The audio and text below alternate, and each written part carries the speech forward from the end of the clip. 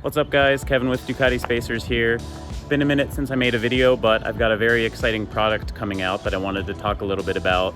I've been spending the last probably 4 to 6 months of my life, depending on like what you call actual work, developing this product. And it's something that's been probably the most requested product in the history of Ducati Spacers. And that is, drumroll, the heat shield kit for the Panigale V4 and now the Streetfighter V4. I just recently had a customer up in LA who was nice enough to lend me his Panigale V4 so that I could finish the test fitting and the install. And it is incredible how uncomfortably hot that bike is to ride. And I'm talking California springtime, not even super hot, not even midsummer. It's nearly unrideable, so I don't know how you guys do it. But so far I've installed the full prototype heat shield kit on the V4. So I'm gonna take the thing for an extended test ride now. I'm gonna take some thermal images before and after, and we're gonna get a really good comparison of the performance of that heat shield kit, and we're gonna talk a little bit in depth about the process of making it and the parts that are included in the kit this time around, because it is a little bit different than the 899 and the 1199 and the V2 versions that we already sell. I wanted to do a quick walk around of the donor bike that was lent to me so graciously by @YourDarkSkinPoppy on Instagram. So he lent me this bike. It's a 2020 V4S with this insanely sick kind of tricolore inspired paint scheme. So obviously you got the Italian flag color. This is actually a vinyl wrap that he had done by a buddy of his in LA. Looks super good. I mean, no complaints. Already gotten a ton of compliments on this thing riding it around. And I wanted to give you an idea of exactly what we're shielding whenever we install one of these heat shielding kits. So I'll kind of overlay some images here of what the pre-cut heat shield pieces look like. And then what I want to show you here is the actual aluminized fiberglass material is applied to like the inside of this engine cover, the inside of the subframe on this side. So basically all of this here where your leg and inner thigh are sitting actually has that radiant heat barrier between your leg and the engine. So it just helps with a lot of that heat that's being dumped off the engine, especially once those fans kick in. This side even more interesting. So unlike the 899-959 and the 1199, which have like a full engine cover, if you know what the stock V4 looks like, this part of the engine, the cylinder head, is actually exposed. So what we did was we actually had reverse engineered and manufactured a new plastic extended engine cover. So you can see if you're not super up close, it just looks really nicely integrated into the bike. You can hardly even tell it's an aftermarket part. And we do have our logo on the back side of this, so you know it's ours, but it's not actually visible from the outside of the bike. So then obviously you have a much larger surface that you can apply heat shielding to the inside, and all of this area where the radiant heat from the cylinder head was just dumping directly onto your inner thigh is now covered by a nice shield. And then of course on this side, the subframe is also protected as well.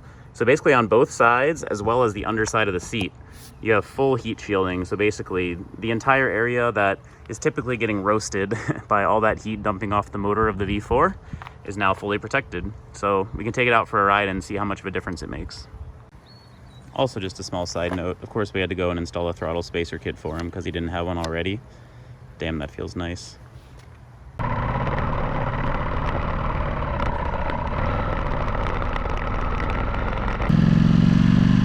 Wow, that's a power move right there. Just cutting everyone off.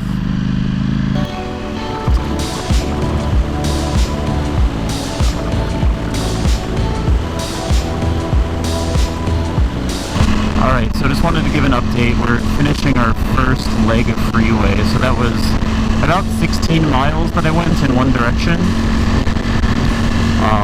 Honestly, it has not gotten any hotter. I am blown away at how this kit performs.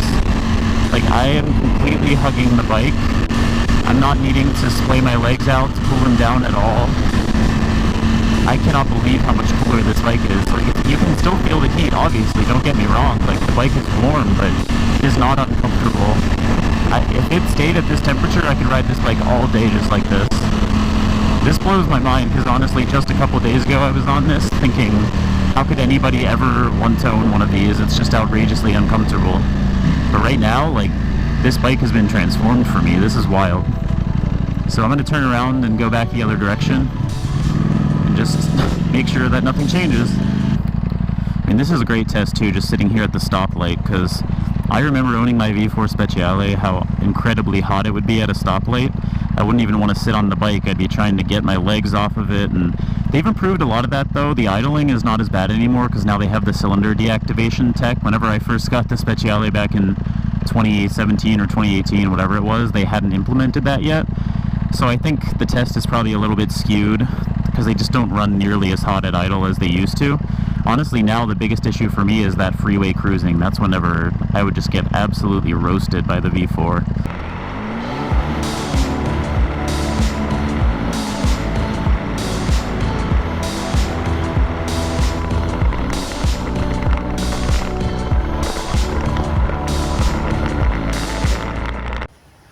Okay, in the interest of keeping things as consistent as possible, I did the exact same procedure.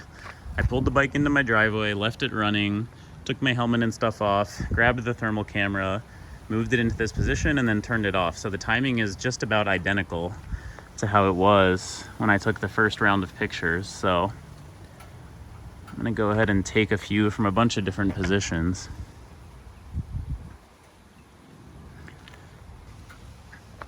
Anyway, you can kind of see me do all of this in real time.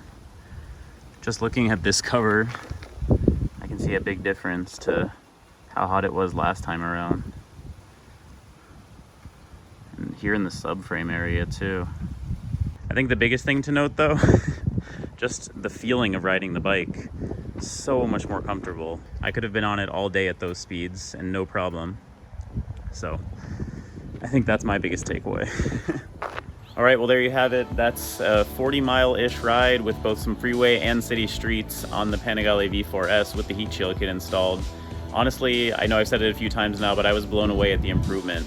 It just made the bike subjectively so much more enjoyable to ride. It goes from being nearly unrideable, in my opinion, to totally fine to ride all day. I'm really excited because that kit's going to be on our site live here within maybe a week or so. Still waiting on getting instruction manuals printed. Some parts still need to be made, getting all the kits die cut and everything. So some production still going on, but it's going to be live pretty soon. I think it's going to be pretty reasonably priced for how much more enjoyable it makes that bike to ride. And the installation is really not bad. It's going to have a full 10+ page color instruction manual, so you really don't have to worry about the install. Obviously, you can send it off to a shop if you're not comfortable doing it, but 1 or 2 hours with basic tools is all it's going to take you if you're pretty mechanically apt. So very excited about it. Check it out, DucatiSpacers.com.